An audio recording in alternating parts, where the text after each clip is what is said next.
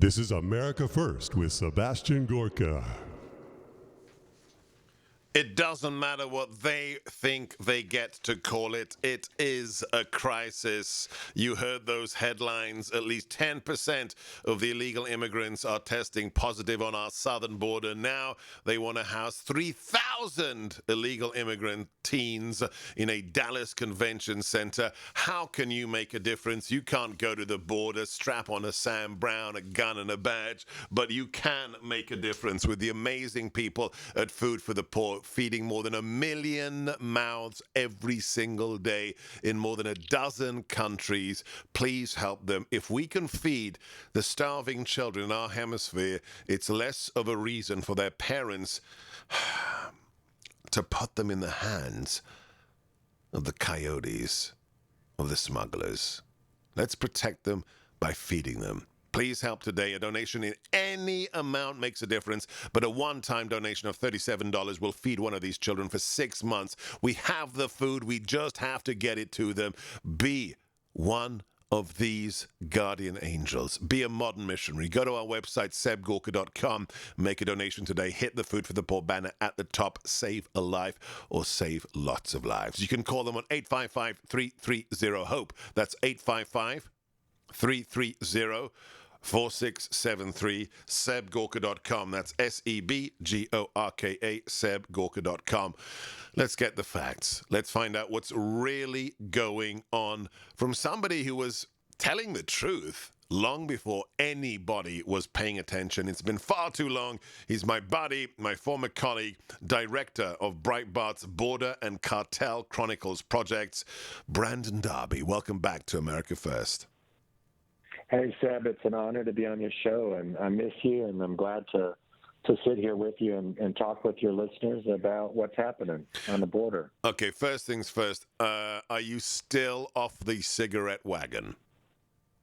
I have not had a cigarette in over 2 years. Whoa! And I didn't even tell him I was going to ambush him. Well done, Brandon Darby. Good man, Yes. Good man. Okay, I'm so happy for you. Let's talk about what's going on. It must be hard for you because you've been dealing with this topic for years and years and years. So how shocking it is for those who don't know what's going on and then suddenly see it. Tell us what's happened in the last 2 months on the border. Well, so the bottom line is this. Anytime you have immigration, whether it's legal or illegal, but in this case illegal, you have to have two components. You have to have what's called push factors and pull factors, right? Right. So push factors are, and I'm sure most people know, but I'll review it. Push factors are anything in the country of origin, like in El Salvador, for instance, that makes people want to leave, whether they can't get jobs, they're starving, as you mentioned earlier. Natural disasters, whatever, right. Yeah, exactly. Right. And pull factors are anything in the country of destination that encourages people to come. And so what we saw throughout the Trump years was a decrease in the pull factors. So the push factors were still there. People still want to leave. It's not great to be there. I understand that. But the pull factors were starting to decrease. Trump said, hey, if you come here, you're not going to be allowed to stay. So most people didn't come. They started to not come because they knew they weren't going to be allowed to stay.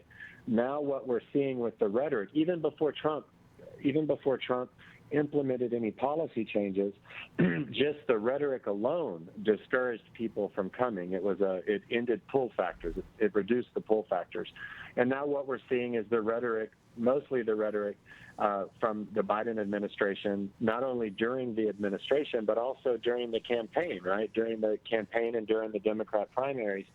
That rhetoric is encouraging people to come. People already want to leave. The push factors are already there, but the pull factors are increasing once again.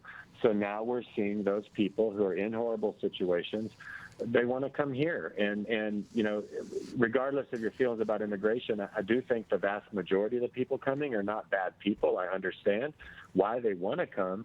But there are also bad people mixed into that. And some of those bad people are very dangerous people, not only on a micro level, but also a macro level to our country. not only to small communities but to the country as a whole. So it's problematic. How good is this? Let's talk about it. Let's try and take emotion out of it. How good is this current new market for the cartels? Well, it depends on the cartel. So if you are the Gulf cartel, specifically the Reynosa faction, south of Texas, close to the Gulf of Mexico, and your primary business model is migrant smuggling, whether it's illegal aliens trying to sneak in or whether it's people wanting asylum from Central America, for them it's a boon. It's making them so much money. Other cartels that primarily focus on drugs, they probably would prefer that the migrants weren't coming and we weren't talking about the border. But the ones that focus on these people, on the human smuggling, absolute boon for them. And how is it affecting the nations involved? Because not everybody is coming from Mexico. They're coming from other countries. We've got reports of Iranians, Afghans, you name it. How is the influx, the pull factor that you've mentioned, affecting, for example, the nation of Mexico, Brandon? Well, first off, the last time that I actually really got into the data, I believe it was in 2015. We had people, 2014, sorry, we had a complete data set, and there were people from 74 different nations who had been apprehended at our southern border. So that's one thing to keep in mind. Now, when we talk about the nations, I mean, you think about it. If it's kind of the downside to trying to help people, like which I think a lot of people want to do. People are sympathetic to these people, but if you have a country, if you have a nation, and everyone who wants something better and has the spark to do something about their living situation, if they're able to just leave and there's that pressure valve for that country, then who's left in the country to change the country? Who's left to make it better? Yeah. If all of the doctors come to the United States, who's left to treat people in El Salvador? If all of the people who are capitalists and want to and have ambition to do something better come here, who's left to correct and fix El Salvador? So I think that is one aspect of how it's affecting them.